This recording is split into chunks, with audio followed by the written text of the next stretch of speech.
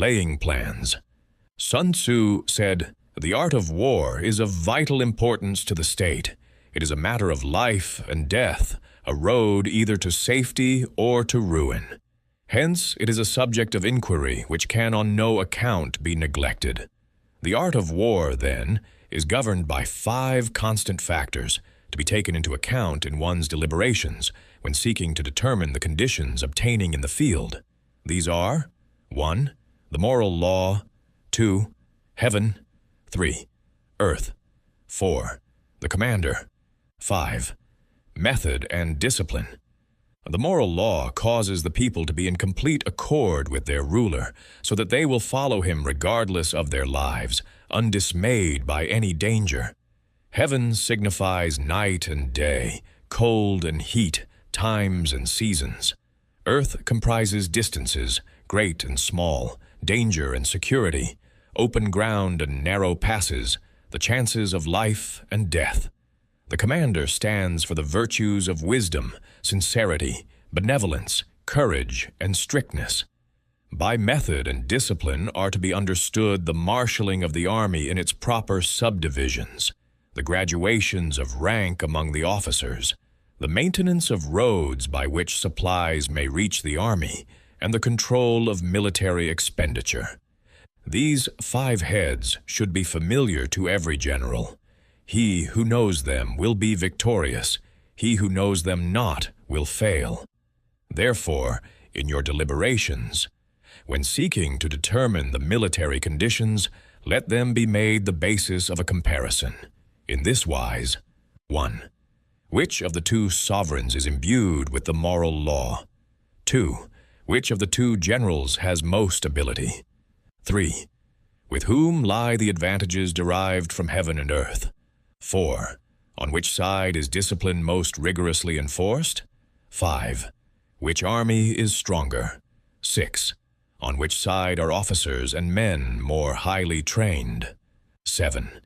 In which army is there the greater constancy both in reward and punishment?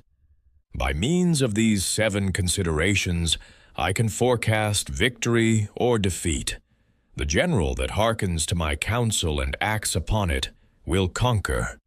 Let such a one be retained in command. The general that hearkens not to my counsel nor acts upon it will suffer defeat. Let such a one be dismissed. While heeding the profit of my counsel, avail yourself also of any helpful circumstances over and beyond the ordinary rules. According as circumstances are favorable, one should modify one's plans. All warfare is based on deception. Hence, when able to attack, we must seem unable. When using our forces, we must seem inactive. When we are near, we must make the enemy believe we are far away. When far away, we must make him believe we are near. Hold out baits to entice the enemy, feign disorder, and crush him. If he is secure at all points, be prepared for him. If he is in superior strength, evade him. If your opponent is of choleric temper, seek to irritate him. Pretend to be weak, that he may grow arrogant. If he is taking his ease, give him no rest. If his forces are united, separate them. Attack him where he is unprepared. Appear where you are not expected. These military devices leading to victory must not be divulged beforehand. Now the general who wins a battle makes many calculations in his temple ere the battle is fought. The general who loses a battle makes but few calculations beforehand. Thus do many calculations lead to victory, and few calculations to defeat. How much more no calculation at all? It is by attention to this point that I can foresee who is likely to win or lose. Chapter 1. Discussion. Winning before the battle begins. One of the most powerful ideas in Chapter 1 is this: success is usually decided long before the competition begins. Sun Tzu argues that victory is not the result of luck, talent, or last-minute effort. It comes from preparation, planning, and understanding the environment better than everyone else. Think about some of the most successful companies in America. They didn't become industry leaders overnight. Before launching a product, they spent months or years studying customers, testing ideas, analyzing competitors, and preparing for different outcomes. What looks like a sudden success is often the result of thousands of calculations made behind the scenes. This is exactly what Sun Tzu means when he says that the winning general makes many calculations before the battle is fought. The same principle applies to personal success. Imagine two people applying for the same high-paying job. One sends a generic resume and hopes for the best.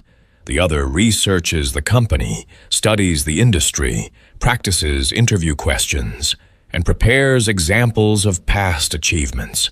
Both attend the same interview, but one person effectively won the battle before walking into the room. Sun Tzu also introduces 5 critical factors: purpose, timing, environment, leadership, and discipline. In business, a great idea launched at the wrong time can fail. In investing, a good investment made at the wrong moment can lose money. In life, even talented people struggle when they ignore timing and circumstances. Another lesson that stands out is the importance of discipline. Many people overestimate motivation and underestimate systems. Motivation comes and goes. Systems remain. A person who wants to get fit does not succeed because they feel inspired every day. They succeed because they create routines. A business does not scale because employees are motivated every morning. It scales because processes and systems are in place. Sun Tzu would likely argue that discipline beats motivation almost every time. Perhaps the most misunderstood statement in this chapter is, "All warfare is based on deception." In the modern world, this is not about dishonesty. It is about strategic positioning. When a company develops a new product, it rarely reveals every detail to competitors. When negotiating a business deal, experienced negotiators do not immediately reveal their entire strategy. In competitive environments, information itself becomes an advantage. The final lesson may be the most important. Most people focus on execution but ignore preparation. They want the promotion, the business, the wealth, or the success. Yet they spend very little time planning compared to the amount of time they spend reacting. Sun Tzu teaches the opposite approach. Slow down, analyze the situation, study the variables, anticipate obstacles, build a plan, then execute with confidence. The person who spends more time thinking clearly often spends less time recovering from mistakes. That is why Sun Tzu concludes that many calculations lead to victory, while few calculations lead to defeat. More than 2,000 years later, the principle remains unchanged. The battle is usually won before it begins. Reflection. Question: what major goal are you currently pursuing? And if you were completely honest with yourself, have you truly prepared for it? Or are you hoping that effort alone will be enough?